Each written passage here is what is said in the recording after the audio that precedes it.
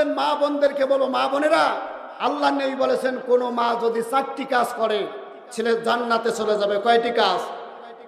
আল্লাহ নবী বলেন আল মারাতু ইযা সাল্লাত খামসাহা ওয়া সামাত শাহরাহা ওয়া আহসানাত ফারজাহা ওয়া তাআত বালাহা ফালতাদখুলু মিন আইয়িন আবওয়াবিল জান্নাতি সাআ। আল্লাহ নবী বলেন কোন মা যদি 5 ওয়াক্ত নামাজ আদায় করে, 1 নম্বর হলো 5 ওয়াক্ত, 1 নম্বর কি 5 ওয়াক্ত নামাজ আদায় করা লাগবে। কথা বলেন ঠিক না বেঠিক? 2 নম্বর হলো পর্দার সহিত থাকতে হবে। 3 নম্বর হলো রমজান মাসে রোজা রাখতে হবে। 4 নম্বর হলো স্বামীর খেদমত করা লাগবে। কথা বলেন ঠিক না বেঠিক? আপনি রাতের বেলায় কোন কেন যে ওয়াজ শুনে আসলাম, একটু শরীরটা খারাপ লাগে, যে পাগুলো টিপে দাও, তো টিপে নাকি? কথা বলেন আমার ভাইয়েরা।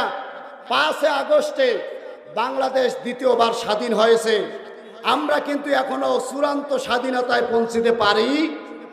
আমরা চূড়ান্ত স্বাধীনতায় পৌঁছবো ওই দিন, যেই দিন এই আল্লাহর কোরআন আমরা সংসদে বসাতে পারবো। কথা বলেন ঠিক না বেঠিক? এই কোরআন সংসদে বসানোর জন্য আবার যদি ময়দানে ডাক আসে, ও কেশরগঞ্জ বালাপাড়ার মুসলমানেরা, কোরআন প্রেমিক ইসলাম প্রেমিক মুসলমানেরা, সেদিন যদি কোরআন প্রতিষ্ঠার ডাক আসে, সেদিন আমরা স্ত্রীকে বিধবা বানানোর শপথ দিয়ে, সন্তানকে ইয়াতীম বানানোর শপথ দিয়ে কোরআন প্রতিষ্ঠার আন্দোলনে কারা কারা নামতে রাজি আছো? 2 হাত তুলে আল্লাহরে দেখাও। রাজি আছেন তো? ইনশাআল্লাহ আল্লাহ কবুল করুক, বলেন আমিন।